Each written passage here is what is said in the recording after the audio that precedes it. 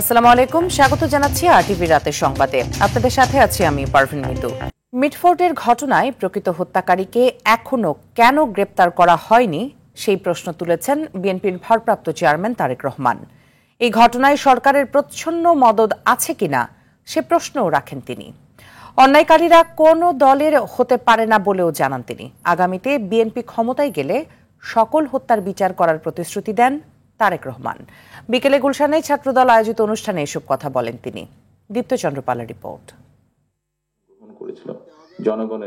জুলাই গণঅভ্যুত্থানে জাতীয়তাবাদী ছাত্রদলের শহীদ ১৪২ পরিবারের সদস্যদের সাথে রাজধানীর গুলশানের একটি হোটেলে মতবিনিময়ের আয়োজন করে ছাত্রদল।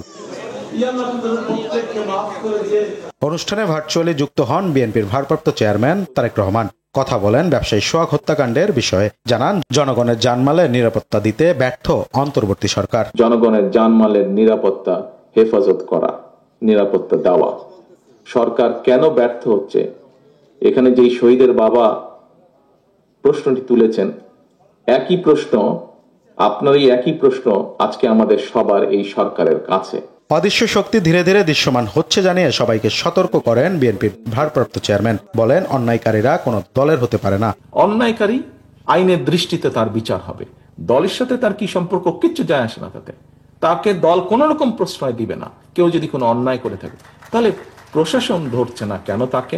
তারেক রহমান বলেন, ৩ মাস আগে জুলাই সনদের বিস্তারিত দিলেও এখনো কেন সেটি বাস্তবায়ন হচ্ছে না তা সরকারের বিষয়। জুলাই সনদ নিয়ে আপনারা কথা বলেছেন, জুলাই সনদ নিয়ে বাইরে কথা বলেছেন, কিন্তু কেন কেউ বলছে না, সরকার থেকে কেন বলছে না? ঠিক আছে, জুলাই সনদের কি ব্যাপার স্যাপার এগুলো তো বিএনপি ৩ মাস আগেই জানিয়ে দিয়েছে, কেন বলছে না? নতুন নতুন ইস্যু তৈরি করে বিভ্রান্তি ছড়ানো হচ্ছে বলেও অভিযোগ করেন বিএনপির ভারপ্রাপ্ত চেয়ারম্যান। যারা বিভিন্নভাবে মব সৃষ্টি করে দীপ্তচন্দ্র পাল, আরটিভি, ঢাকা।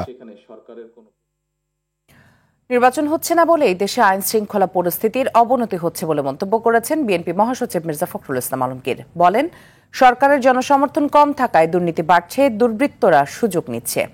অতি দ্রুত নির্বাচনের দাবি জানান তিনি। এছাড়া প্রকৃত অপরাধীদের খুঁজে বের করে দৃষ্টান্তমূলক শাস্তির দাবি জানান মির্জা ফখরুল। রুদ্র রফিকের রিপোর্ট। আমাকে বলতো আম্মু গোল্ডেন আসছে, ওদের মিষ্টি আমার ঘরে, আর আমার ছেলেটা আজ কবরে। জুলাই গণ অভ্যুত্থানের শহীদ ছাত্রদল কর্মী আদিলের মায়ের কান্নায় ভারী হয়ে ওঠে গুলশানের লেকশোর হোটেল।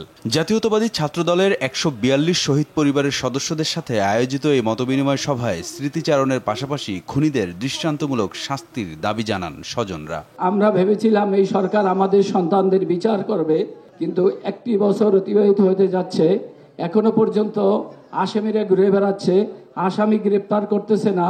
আওয়ামী লীগ নামে কোনো সংগঠন যেন থাকতে না পারে, এরা যেন নিষিদ্ধ হয়, এর জন্য সঠিক বিচার যেন তারা করে। এ সময় দলের সিনিয়র যুগ্ম মহাসচিব রুহুল কবির রিজভী বলেন, বিএনপিকে বিতর্কিত করতে দেশি বিদেশি ষড়যন্ত্র চলছে। রাষ্ট্রের অনেক গভীরে অনেক ধরনের পরিকল্পনা থাকতে পারে। বিএনপি শুধু রাজনৈতিক দল নয়, এটি জাতীয়তাবাদী প্রতিষ্ঠান। ও আপোষ করে না শুধু গণতন্ত্র নয়, স্বাধীনতা সার্বভৌমত্বের জন্য। তাই আধিপত্যকামী আন্তর্জাতিক শক্তি তো বিএনপিকে দেখতে পারবে না। বিএনপি মহাসচিব মির্জা ফখরুল ইসলাম আলমগীর বলেন, গণতান্ত্রিক সরকারের কোনো বিকল্প নেই। নির্বাচন নেই বলেই আইন শৃঙ্খলার অবনতি ঘটছে, দুর্নীতি বাড়ছে, দুর্বৃত্তরা সুযোগ নিচ্ছে, কারণ তাদের পেছনে সেই ধরনের জনসমর্থন নেই। কিন্তু একটা ইলেক্টেড গভর্নমেন্ট আসলে নিঃসন্দেহে সেটা অনেক শক্তিশালী গভর্নমেন্ট হবে। প্রকৃত যা অপরাধী তাদেরকে বের করে তাদেরকে শাস্তির ব্যবস্থা করুন, অন্যথায় জাতি আপনাদেরকে ক্ষমা করবে না। নয়াপল্টনে কেন্দ্রীয় কার্যালয়ে সংবাদ সম্মেলনে যুবদল সভাপতি মোনায়েম মুন্না অভিযোগ করেন, নির্বাচন বিলম্বিত করতে প্রশাসনকে নিষ্ক্রিয় রেখে অরাজক পরিস্থিতি তৈরি করা হচ্ছে। সরকার পরিকল্পনাভাবে প্রশাসনকে নিষ্ক্রিয় করে রেখেছে যাতে দেশে অরাজক পরিস্থিতি বিদ্যমান থাকে, এবং এই অজুহাতে জাতির দীর্ঘ প্রত্যাশিত জাতীয় নির্বাচন বিলম্বিত করা যায়। রুদ্র রফিক, আরটিভি, ঢাকা। রাজধানী মিটফোর্ডে ব্যবসায়ী সোহাগকে হত্যার ঘটনায় এ পর্যন্ত 5 জনকে গ্রেপ্তার করা হয়েছে। এই হত্যাকাণ্ডে চাঁদাবাজির সম্পৃক্ততা পাওয়া যায়নি বলে জানিয়েছে পুলিশ। এদিকে রহস্য উদ্ঘাটনে সহায়তার ঘোষণা দিয়েছেন র্যাব। স্বরাষ্ট্র উপদেষ্টা জানিয়েছেন, শিগগিরই জড়িতদের আইনের আওতায় আনা হচ্ছে। আর এই মামলা দ্রুত বিচার ট্রাইব্যুনালে স্থানান্তরের কথা জানিয়েছেন আইন উপদেষ্টা। সাকিবুর রহমানের রিপোর্টে থাকছে বিস্তারিত।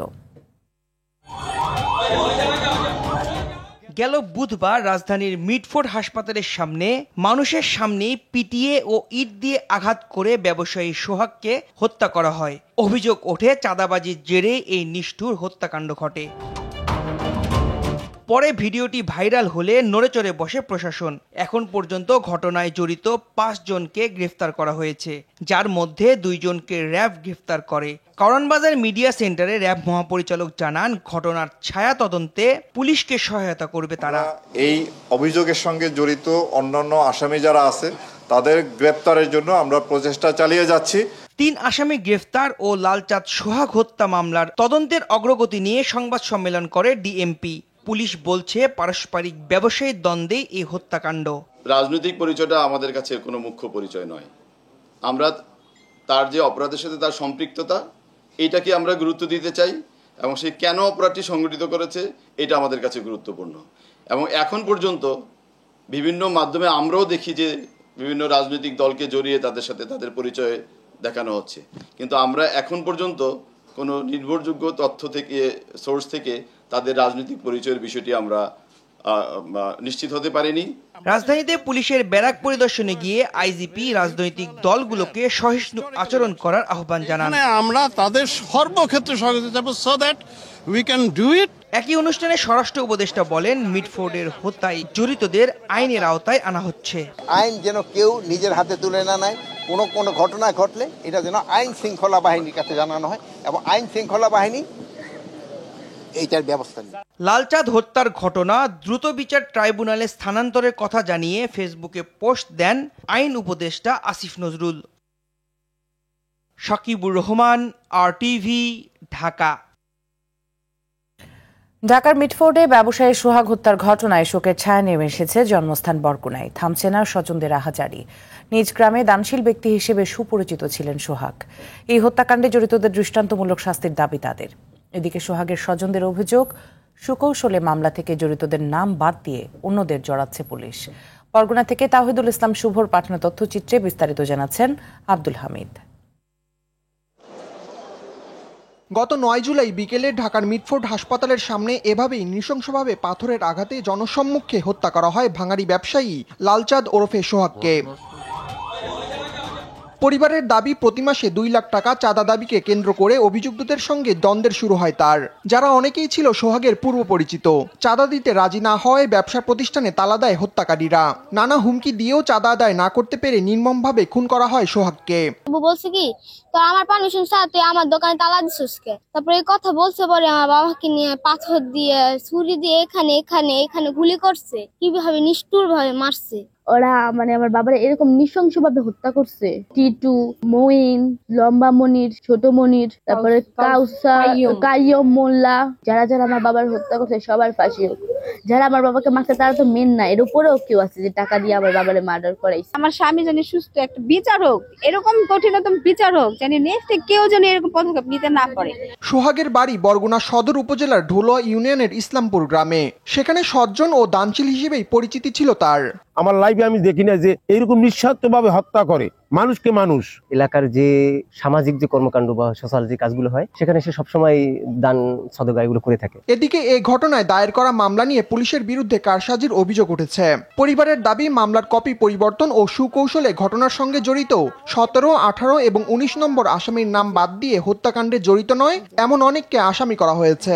প্রচুর হুমকি দামকি আসছে। এবং আমরা চাচ্ছি আমাদের ওইগুলো আমাদের ফিরিয়ে দেওয়া হোক। ওগুলো জিম্বি করা। 1 লক্ষ টাকা ওদের কাছে আমার মামার আছে। এরকম পারে যে আমার ভাইয়ের মতো আমাকেও গাইড করতে পারে, তার জন্য আমরা একটু গার্ড চাচ্ছি আর সঠিক বিচার চাচ্ছি। আমি ওদের ফাঁসি চাই। বাড়ির পারিবারিক কবরস্থানে শেষ নিদ্রায় শায়িত হয়েছেন সোহাগ। দ্রুত এই নারকীয় হত্যাকাণ্ডের বিচার চান স্থানীয়রা। আব্দুল হামিদ, RTV। এদিকে খুলনায় যুবদলের সাবেক নেতা মোল্লা মাহবুবুর রহমানকে গুলি করার পর পায়ের রগ কেটে হত্যার ঘটনায় জড়িতদের গ্রেপ্তার ও সুষ্ঠু বিচারের দাবি করেছেন খুলনা মহানগর বিএনপির সভাপতি SM শফিকুল আলম মনা। বিকেলে জাতীয়তাবাদী শ্রমিক দল দৌলতপুর শাখার দ্বিবার্ষিক সম্মেলনে প্রধান অতিথির বক্তব্যে তিনি এ দাবি করেন। এ ঘটনায় মাহবুবের বাবা আব্দুল করিম মোল্লা আজ অজ্ঞাত ব্যক্তিদের আসামি করে দৌলতপুর থানায় মামলা করেছেন। হত্যাকাণ্ডের 24 ঘন্টা পার হলেও হত্যাকাণ্ডের ঘটনায় এখনও কাউকে গ্রেপ্তার করতে পারেনি পুলিশ।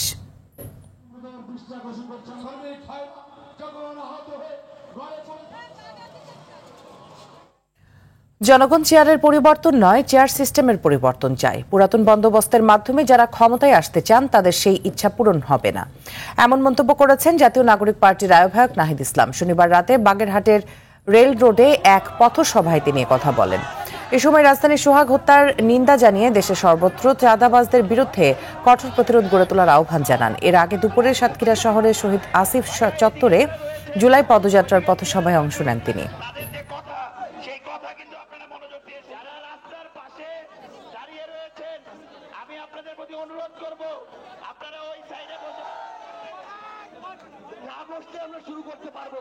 পুরনো বন্দোবস্তকে টিকিয়ে রাখছে, পুরনো চাঁদাবাজির সংস্কৃতি, মাফিয়ার রাজনীতিকে টিকিয়ে রাখছে। আপনাদেরকে সবাইকে তার বিরুদ্ধে আবারও দাঁড় হতে হবে, আমারও কথা বলতে হবে, আমারও রাজপথে নামতে হবে। রাষ্ট্র সংস্কার নিশ্চিত ও টেকসই করার একমাত্র রক্ষা কবচ পিআর পদ্ধতি নির্বাচন বলে জানিয়েছেন ইসলামী আন্দোলনের আমির মুফতি সৈয়দ মোহাম্মদ রেজাউল করিম। দুপুরে এক গোলটেবিল বৈঠকে সভাপতির বক্তব্যে এসব কথা বলেন তিনি। বৈঠকে জামায়াতে ইসলামের সেক্রেটারি জেনারেল অধ্যাপক মিয়া গোলাম পরওয়ার বলেন, নীতিগতভাবে জামায়াতে ইসলামী পিআর পদ্ধতি নির্বাচনের পক্ষে। একটা দলের মতের জন্য এই সিদ্ধান্ত আটকে থাকবে তা কোনোভাবেই হতে পারে না বলে মন্তব্য করেন তিনি। কিন্তু এখন আলোচনা নাই, আলোচনা হচ্ছে নিচের গুলো। আজকে আমাদের যে পিআর পদ্ধতিকে ফোকাস করা হয়েছে, কারণ একই সঙ্গে আসামি ও সাক্ষীর তালিকায় থাকবেন জুলাই আগস্ট হত্যাকাণ্ডে শেখ হাসিনা সহ অন্য আসামিদের বিরুদ্ধে স্বেচ্ছায় রাজসাক্ষী হওয়া সাবেক পুলিশ মহাপরিদর্শক চৌধুরী আব্দুল্লাহ আল মামুন। আন্তর্জাতিক অপরাধ ট্রাইব্যুনালের প্রসিকিউটর গাজী MH তামিম বলেন, পুরো সত্য বললে খালাস পেতে পারেন মামুন। আর সুপ্রিম কোর্টের সিনিয়র আইনজীবী অ্যাডভোকেট জয়নুল আবদিন জানান, একজন সাবেক প্রধানমন্ত্রীর বিরুদ্ধে তারই অনুগত আইজিপি রাজসাক্ষী হওয়ার নজির এটাই প্রথম। আরও জানাচ্ছেন এআর বাদল। বিশেষ আস্থাভাজন হওয়ায় 2022 সালের 12 অক্টোবর শেখ হাসিনার উপস্থিতিতে চৌধুরী আব্দুল্লাহ আল মামুনকে আইজিপি ব্যাজ পরিয়ে দেন সাবেক স্বরাষ্ট্রমন্ত্রী আসাদুজ্জামান খান কামাল। এরপর আসে 2024 সালের রক্তাক্ত জুলাই আগস্ট। ছাত্র জনতার আন্দোলন দমাতে শেখ হাসিনা নিজেই দেখা মাত্র গুলির নির্দেশ দেন।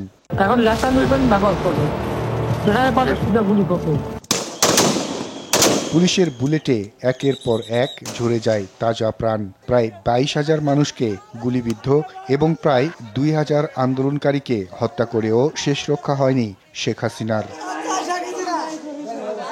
শেখ হাসিনার নির্দেশ পেয়েই নির্বিচারে মানুষ হত্যা করে পুলিশ। এ নিয়ে তৎকালীন স্বরাষ্ট্রমন্ত্রী আসাদুজ্জামান খান কামালকে ও তৎকালীন আইজিপি চৌধুরী আব্দুল্লাহ আল মামুনকে এক পুলিশ কর্মকর্তার হত্যার ভিডিও দেখানোর দৃশ্য ভাইরাল হয় সামাজিক যোগাযোগ মাধ্যমে।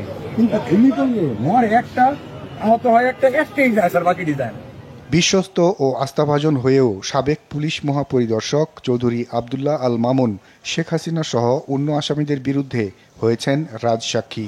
ফুল and true disclosure of the fact of this case, তার মানে পূর্ণ এবং সত্য। উনি যদি আংশিক বলেন তাহলে উনি এই সুযোগটা পাবেন না, উনি যদি কিছু অসত্য বলেন তাহলে উনি এটা পাবেন না। যদি সত্য এবং পূর্ণ বর্ণনা উনি দিতে চান, ট্রাইব্যুনালে আবেদন মঞ্জুর করতে পারেন। তো সেই আলোকেই ট্রাইব্যুনাল ওনার এই আবেদন মঞ্জুর করেছেন। একটা মানুষ হত্যার অনুশোচনা থেকে তিনি সাক্ষী হয়েছেন কিনা তা জানা না গেলেও আন্তর্জাতিক অপরাধ ট্রাইব্যুনাল তাকে আংশিক নয় পুরো সত্য বলার শর্তে রাজসাক্ষী করেছেন। সত্য বললে আসামিদের শাস্তি নিশ্চিতের পাশাপাশি মুক্তি মিলতে পারে মামুনের। বিচার যখন শেষ হবে তখন কোর্ট ডিসাইড করবে ওনার ফেটটা কী হবে।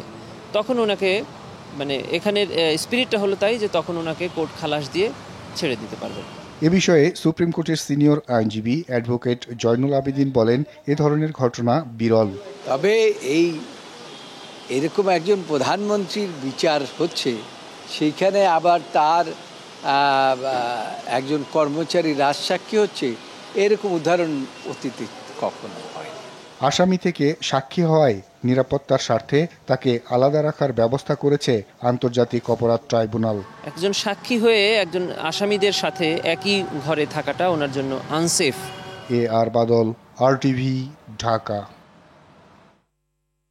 যুক্তরাষ্ট্রের উচ্চ শুল্কের ধাক্কা মোকাবেলায় রপ্তানি বৈচিত্র্যের বিকল্প নেই বলে মনে করেন অর্থনীতিবিদরা। তবে তা সম্ভব হচ্ছে না উচ্চ শুল্ক নীতি, উৎপাদন খরচ এবং পণ্যের নিম্নমানের কারণে। সম্ভাব্য নতুন বাজার এবং পণ্যের বিবেচনায় নীতি কৌশলের তাগিদ দেন তারা। আর রাজনীতিবিদ ও ব্যবসায়ীদের সমন্বিত উদ্যোগ প্রয়োজন বলে মনে করেন বাণিজ্য উপদেষ্টা। আরও জানাচ্ছেন তৌহিদুর রহমান। একসময় সোনালী আঁশ খ্যাত পাট ছিল দেশের রপ্তানি আয়ের প্রধান মাধ্যম, সেটি এখন তলানিতে।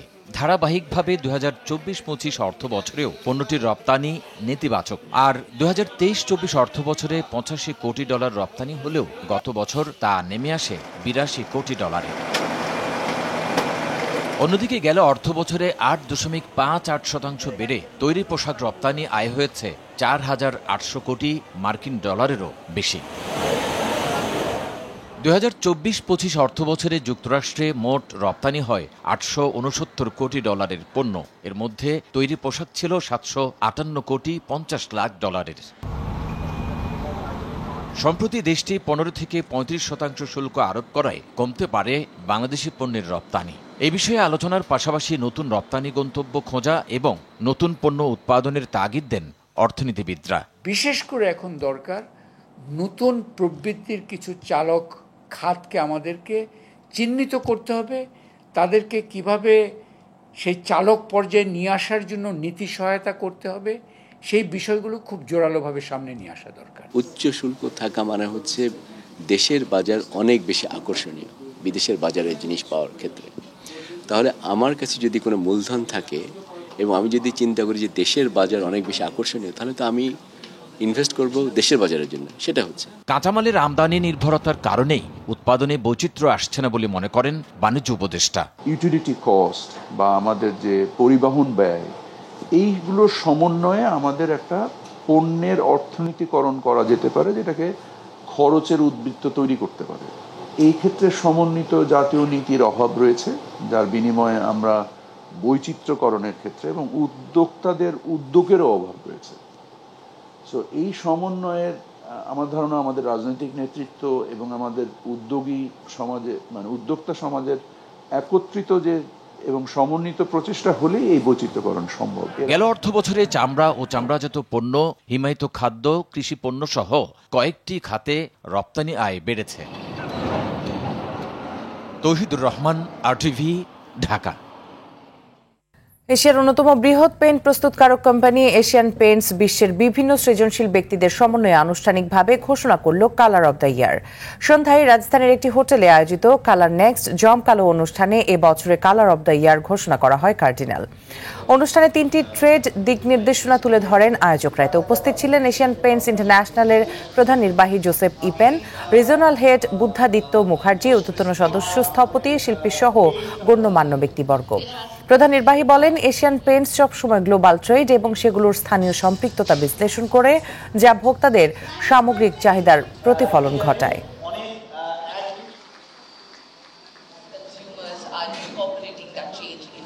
মিয়ানমারের একটি সামরিক ঘাঁটিতে জাতিগত যোদ্ধাদের হামলায় শনিবার 550 জনেরও বেশি বেসামরিক লোক ও সেনা সদস্য পালিয়ে থাইল্যান্ডে প্রবেশ করেছে। শনিবার এএফপির প্রতিবেদনে তথ্য জানানো হয়। এদিকে দেশটির মধ্যাঞ্চলীয় সাগাইংয়ের একটি মাঠে জান্তা বাহিনীর বিমান হামলায় অন্তত 20 জন নিহত হয়েছে। নিহতদের মধ্যে শিশুও রয়েছে। শুক্রবার লিনতা লু গ্রামের একটি বৌদ্ধ মাঠে অবস্থান করা বাস্তুচ্যুত লোকজনকে লক্ষ্য করে এই বিমান হামলা চালানো হয়।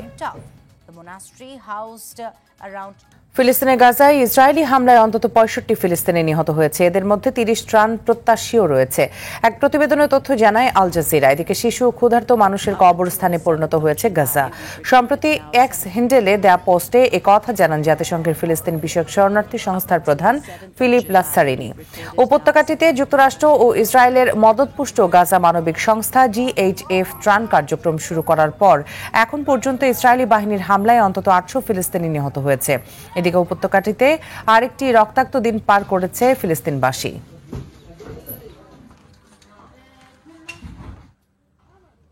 Up until the 7th of July, we've recorded now 700.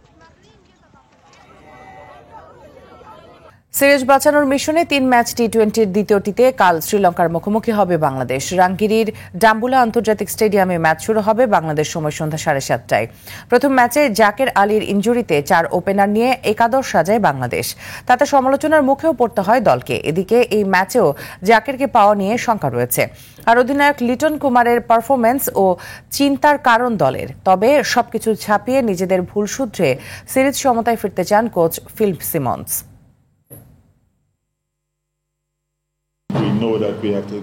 আমাদের লক্ষ্য হলো এই ম্যাচে ভালো করা। আগের ম্যাচে যেখানে ভুল হয়েছে এবার সেসব জায়গায় ভালো করতে চাই। আমরা জানি আরো বেশি রান করতে হবে, প্রথম 6 ওভারে ভালো বোলিং করতে হবে। শ্রীলঙ্কার সাথে ভালো লড়াই করতে হলে আরো উন্নতি দরকার আমাদের। সাফ অনূর্ধ্ব 20 নারী চ্যাম্পিয়নশিপের শিরোপা ধরে রাখতে কাল শক্তিশালী নেপালের বিপক্ষে মাঠে নামবে বাংলাদেশ। কিংস অ্যারেনায় ম্যাচ শুরু হবে সন্ধ্যা 7টায়।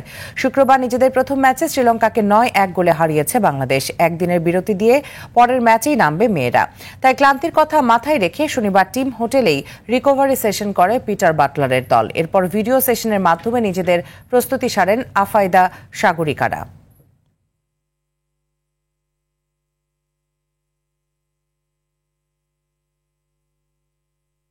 টার্গেট আমাদের উইন করা, যেভাবেই হোক এই টুর্নামেন্ট যেভাবে হোক আমাদের চ্যাম্পিয়ন ধরে রাখতে হবে ধারাবাহিকতা।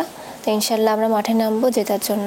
কোনো দলকেই ছোট করে দেখছি না, আমরা প্রত্যেকটা দলকেই অনেক স্ট্রং ভাবছি এবং আমরা আমাদের সেরাটা দিয়ে এবং আমাদের যে যোগ্যতা সেটা প্রমাণ করি আমরা চ্যাম্পিয়ন হওয়ার লক্ষ্যে এই টুর্নামেন্টে নামছি। রাতের সংবাদ এ পর্যন্তই। মধ্যরাতের সংবাদ 1টায় দেখার আমন্ত্রণ রইল। ধন্যবাদ সবাইকে।